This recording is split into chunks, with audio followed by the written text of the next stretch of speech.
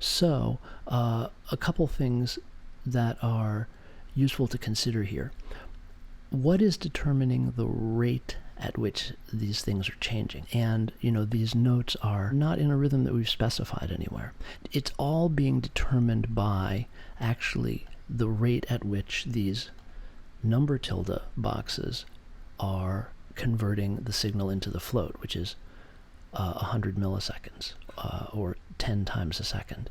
And, we may not want to be limited by that. I'm going to get rid of these just to clear up the screen a little bit.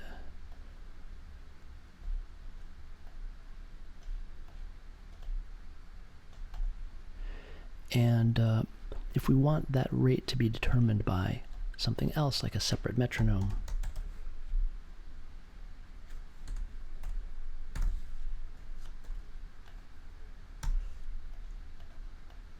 we could just use a message box for that. That's just one simple way to do it. Have the number tilde set the message box, and see how it's setting the message box, but the value is not being passed until we bang it with the metro.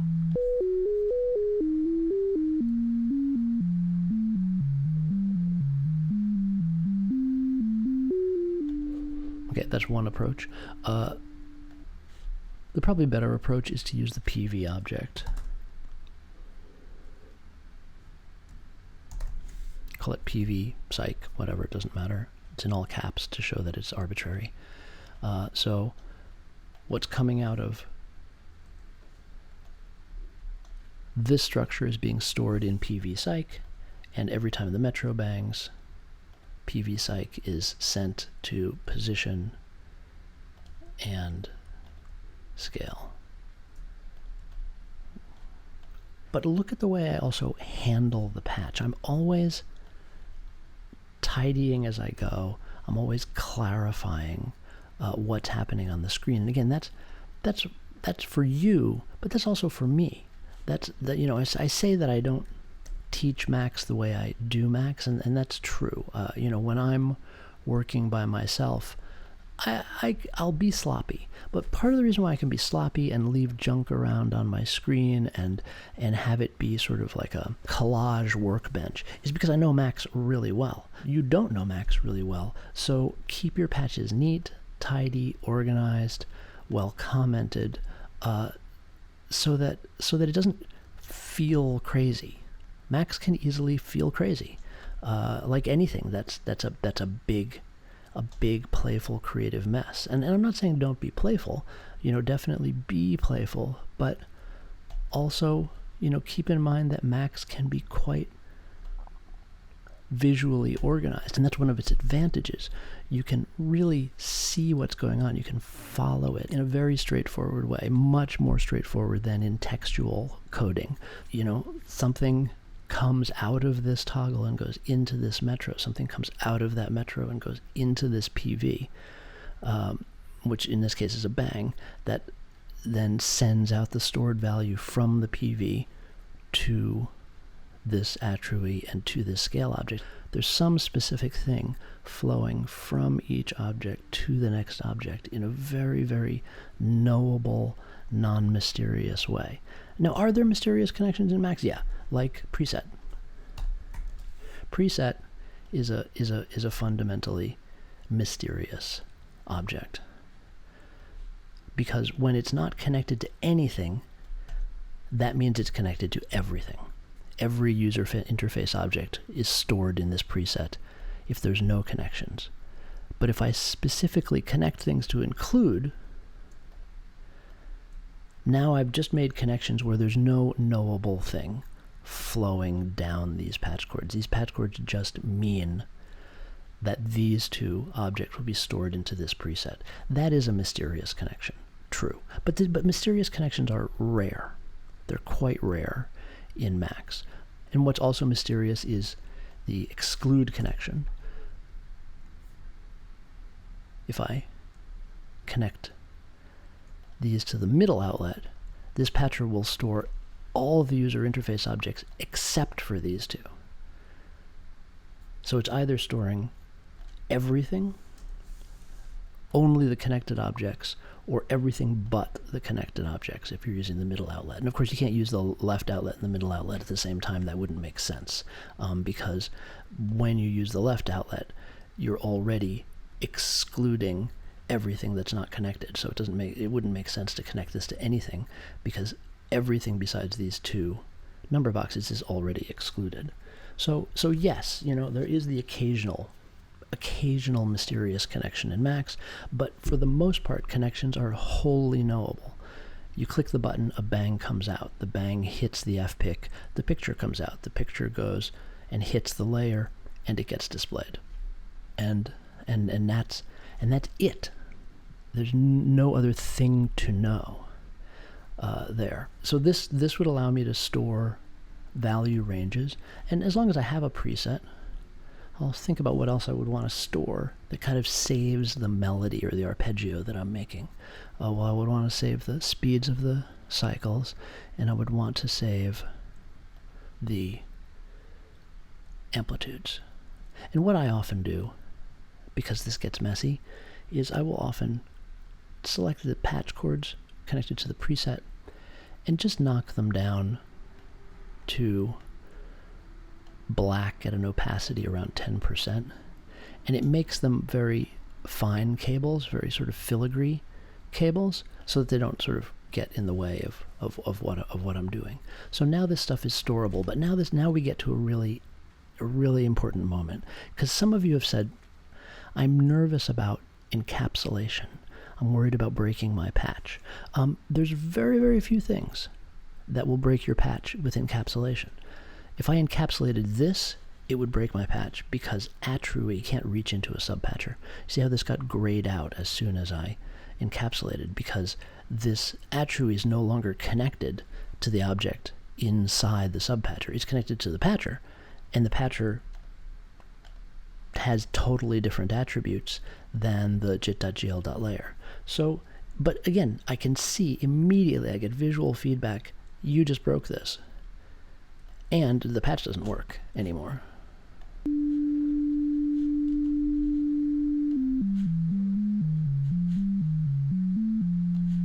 My box isn't moving anymore. So, okay, clearly that encapsulation broke it. So you Command-Shift-D, unencapsulate, and now it's fixed and working again. So, it can create a problem, but most of the time it won't. And you really should encapsulate. You need to encapsulate. Otherwise, your patches become unmanageable quickly. The other place where you can break an encapsulation is if you have a preset and you leave it outside your encapsulation. Now, this preset is no longer talking to the objects inside. It is now talking to the patcher, and the patcher doesn't have any savable information. So we've basically disconnected the preset from all of that stuff inside. So you want to put your preset into your subpatch. And so for the purposes of that, I'll remove these two connections and encapsulate this. So now my two cycles are nicely inside. And notice there's no connections coming out because I'm using the PV object, which is a wireless object. So the information's coming out of this subpatch by being stored into PV-Psych and then being recalled from PV-Psych here by the Metro. So this is already, it's just a much cleaner patch. I mean, I have room to put my P window. It's kind of nice. And in here, I've got a preset that will still save these values.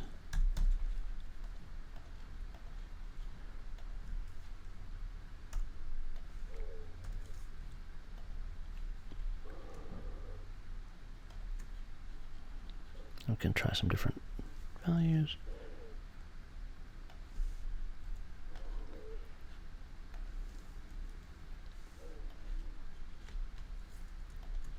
And see what it's like to switch between those different values.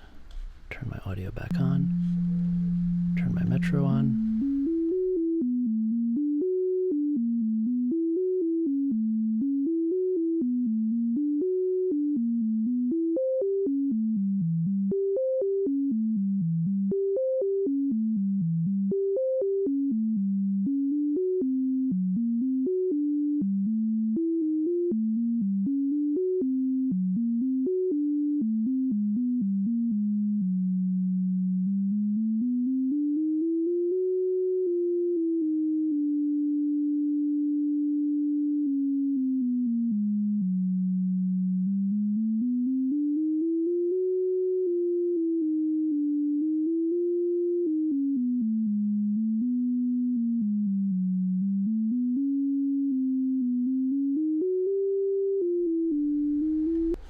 Right, so I can get all sorts of variations, and because I have a preset, I can save them. And basically, now that you know preset, you probably won't make a patch without one or several presets in it. Because, as we've discussed, one of the frustrating things about Macs when you just open it up is that number boxes aren't saved with your patch. Preset solves that problem. So as long as you're always including a preset in your patch, you can always save all the important values. And you can certainly create an inlet or a receive in order to remote control your preset. Let's use the I'll leave them both there, but we'll use the inlet for right now. So I've got my inlet to P cycles here, and I can change presets from outside of the subpatch.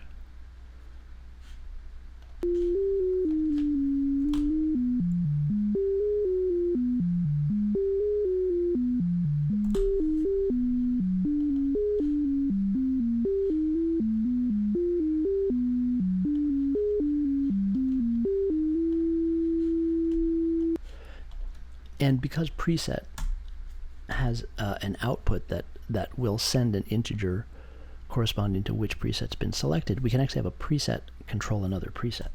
And this is a very, very common structure. Like encapsulation, presets and presets inside of patchers is so common. Just assume that you're going to use it in every single patch that you make. Without it, Macs is kind of incomplete. So outlet number 2 is the preset number when recalled. I can leave the integer number box there for demonstration. And now with this preset, I can decide what I want to save into this preset. I think I only want to save these two values, that one and that one. And again, I like to make these patch cables kind of filigree so they're not annoying on my screen. About 10% opacity, solid black. You can do whatever works for you, but it just kind of makes them less cluttery. And I can save some different values here.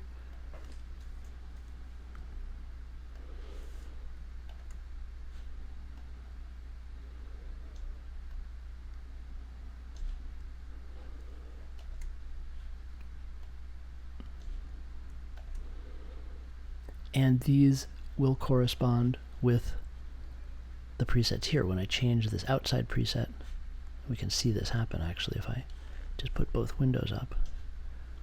When I change this outside preset, the inside preset also changes because the item number I'm choosing is going into the inlet and setting the other preset.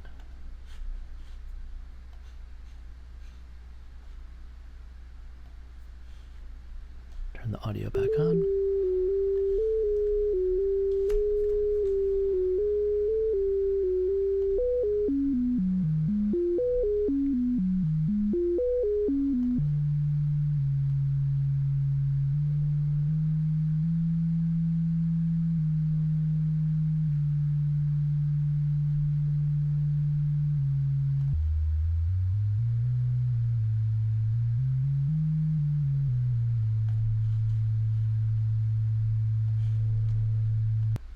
All right, so again, going back to the notion of improvisation, what's missing from this patch?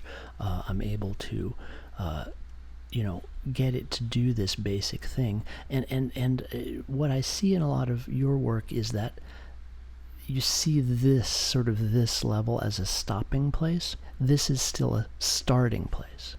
When you've got something like this, the next step is to again improvise and say, all right, what is it missing?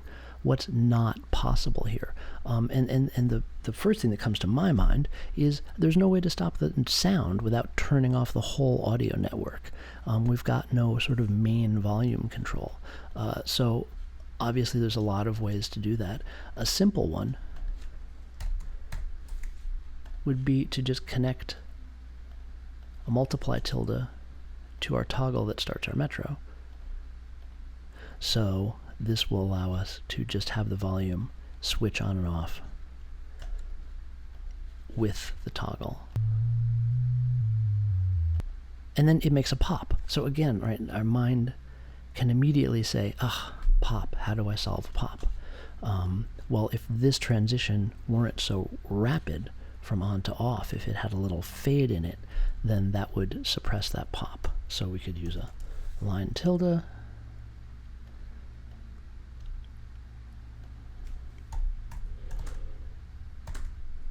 and it can be very short, like 10 milliseconds is going to get rid of that pop.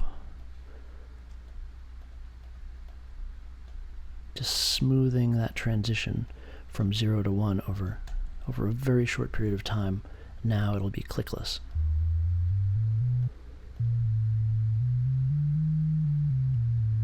But still, when it's on, it's just this continuous drone. How can we shape that? And that's just my mind, like going to the next place. Like, all right, it's easy to get the drone, but what do I need to do in order to sort of get something that's shaped a bit more musically? And there's a lot. Again, there's many ways to do that. Function is one that we've looked at. That's quite straightforward. Function feeds a line tilde or a curve tilde. Either way. And we'll use that as another volume control. And you see, you've got 3 different volume controls just for this one sound. That's very typical.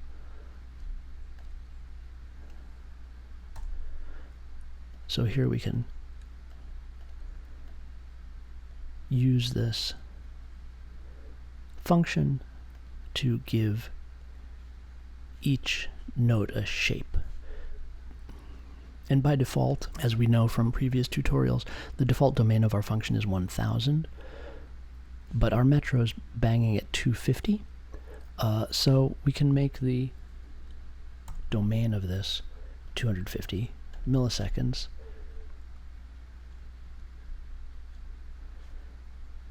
High domain display value on the x-axis is 1000 by default. We'll make it 250.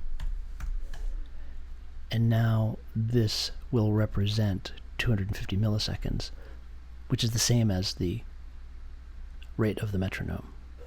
And if you want to use this with the curve object, you do need to put the function into the curve mode, which we find here under mode, curve mode.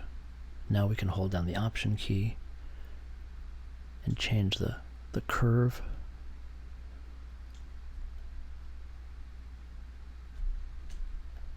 And hear what that sounds like.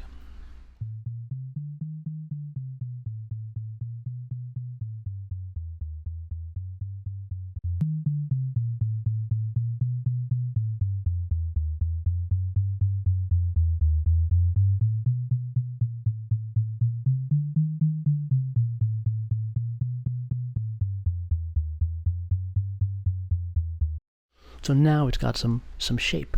And again, this is something that can be stored in a preset. We can use the same preset or a different preset to store this shape.